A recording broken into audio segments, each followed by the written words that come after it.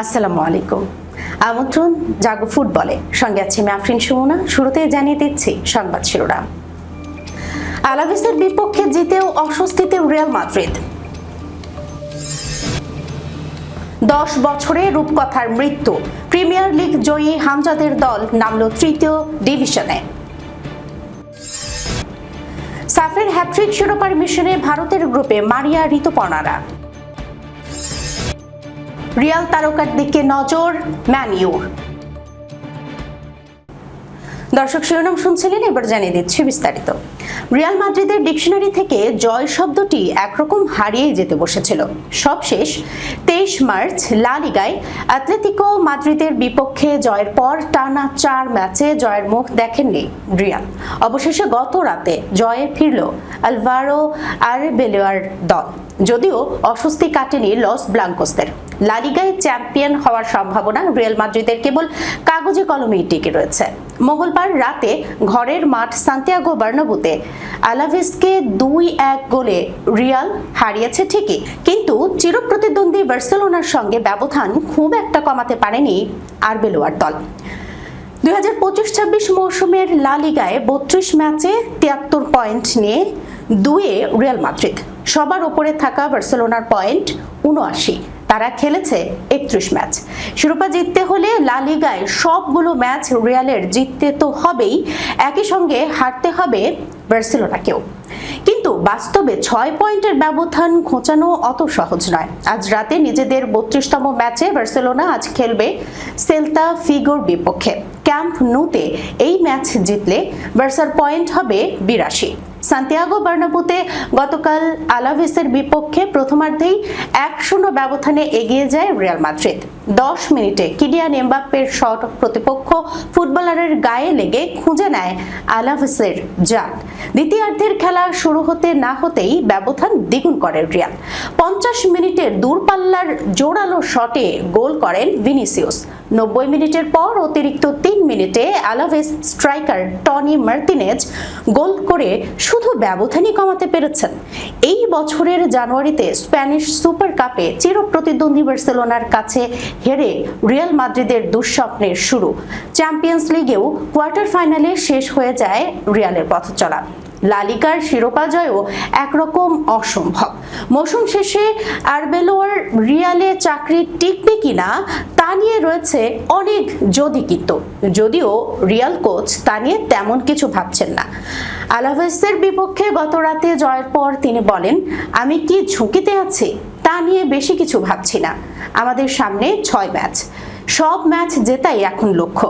Atletico মাদ্রিদের বিপক্ষে লা লিগায় গত 23 মার্চ 3-2 গোলে জিতেছিল রিয়াল মাদ্রিদ। এরপর লা লিগা ও চ্যাম্পিয়ন্স লিগ মিলিয়ে 5 ম্যাচ খেলে রিয়াল। এই 5 ম্যাচের মধ্যে হেরেছে 3 ম্যাচ এবং 1 ম্যাচ ড্র করেছে। জিতেছে কেবল গত রাতের ম্যাচই। 2015-16 মৌসুমে সবাইকে চমকে দিয়ে ইংলিশ প্রিমিয়ার লিগে চ্যাম্পিয়ন হয়েছিল লেস্টার সিটি। আর 10 বছর পর সেই লেস্টার সিটি নেমে গেল তৃতীয় ডিভিশনে। 2024-25 সালে নেমে যায় দ্বিতীয় ডিভিশনে। এবার সেখান থেকেও পতন। হাল সিটির সঙ্গে ড্র করে তৃতীয় ডিভিশনে নেমে গেল বাংলাদেশের হামজা চৌধুরীর দল। সাম্প্রতিক সময়ে কোনো ক্লাবের এত বড় অধঃপতন দেখেনি ফুটবল বিশ্ব। ইংল্যান্ডের দ্বিতীয় ডিভিশন অর্থাৎ EFL চ্যাম্পিয়নশিপে লেস্টারের ম্যাচ ছিল হাল সিটির বিপক্ষে। সেই ম্যাচ শেষ পর্যন্ত 2-2 গোলে ড্র হয়। হামজা চৌধুরীকে পরে নামিয়েও লাভ হয়নি। 44 ম্যাচে লেস্টার পয়েন্ট এখন 42। বাকি 2 ম্যাচে জিতলেও লাভ হবে না। 10 বছর আগে যে রূপকথার জন্ম দিয়েছিল লেস্টার সিটি, সেই ক্লাবটি কিভাবে একেবারে তৃতীয় পর্বে অবনমন ঘটল, এমন ব্যর্থতার নেপথ্যে কি? আগে রূপকথার গল্পটা বলা যাক। বছর 10 আগে এই সময় চ্যাম্পিয়ন হওয়ার অপেক্ষা করছিল লেস্টার।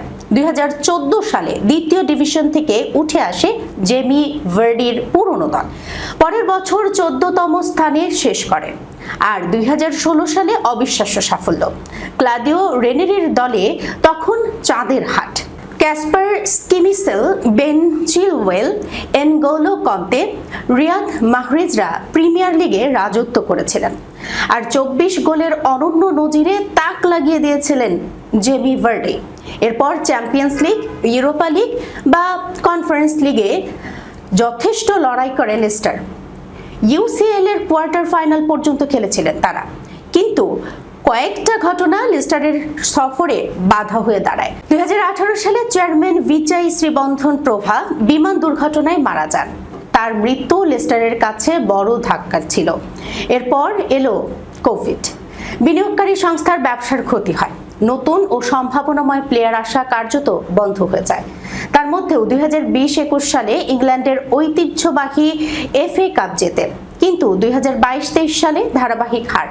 ক্রমাগত কোচ বদলের পর প্রিমিয়ার লিগ থেকে অবনমন হয়ে যায় লেস্টার।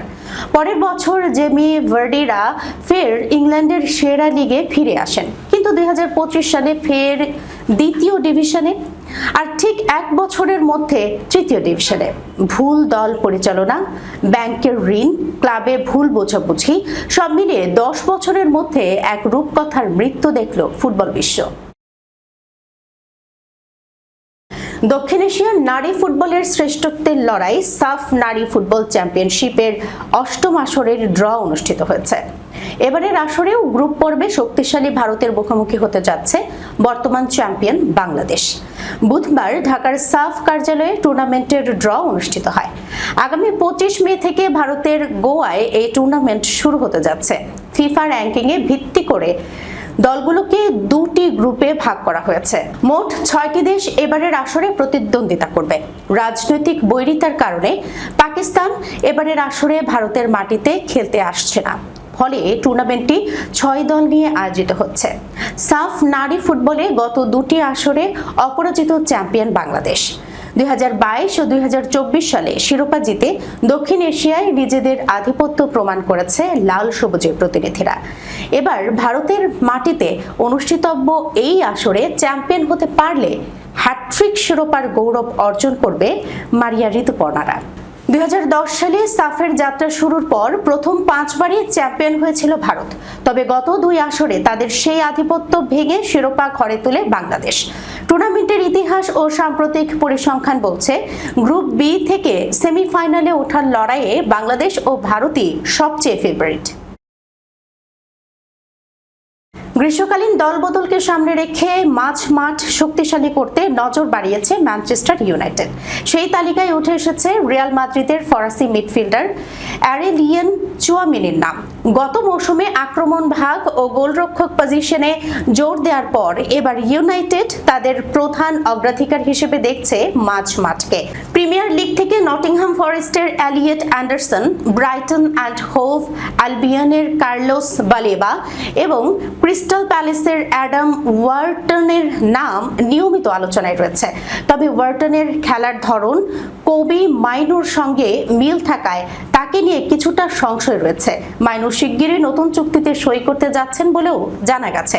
ইউনাইটেড শুধু দেশীয় বাজারেই নয়, বিদেশি খেলোয়াড়দের দিকেও নজর রাখছে। সেই প্রেক্ষাপটে চুয়ামিনি তাদের অন্যতম লক্ষ্য। 26 বছর বয়সী এই মিডফিল্ডারের সঙ্গে রিয়াল মাদ্রিদের চুক্তি রয়েছে 2028 সাল পর্যন্ত এবং ক্লাবটি চুক্তির মেয়াদ বাড়াতে আগ্রহী বলে জানা গেছে। তবে ট্রফি শূন্য একটি হতাশাজনক মৌসুমের পর সান্তিয়াগো বার্নাব্যুতে বড় পরিবর্তনের আভাস মিলছে। ফলে বড় অঙ্কের প্রস্তাব এলে রিয়াল চুয়ামিনিকে ছাড়তে পারে বলেও ধারণা করা হচ্ছে।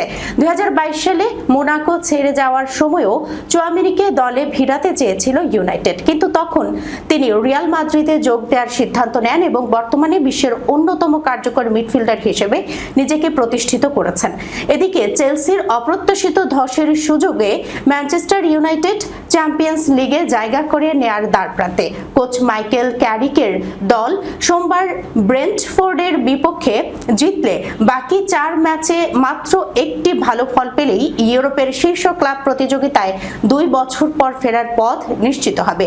অন্যদিকে ক্যাসেমিরো ও জেডন সানচো দল ছাড়ায় ইউনাইটেডের বেতন কাঠামোতে কিছুটা ফাঁকা জায়গা তৈরি হবে।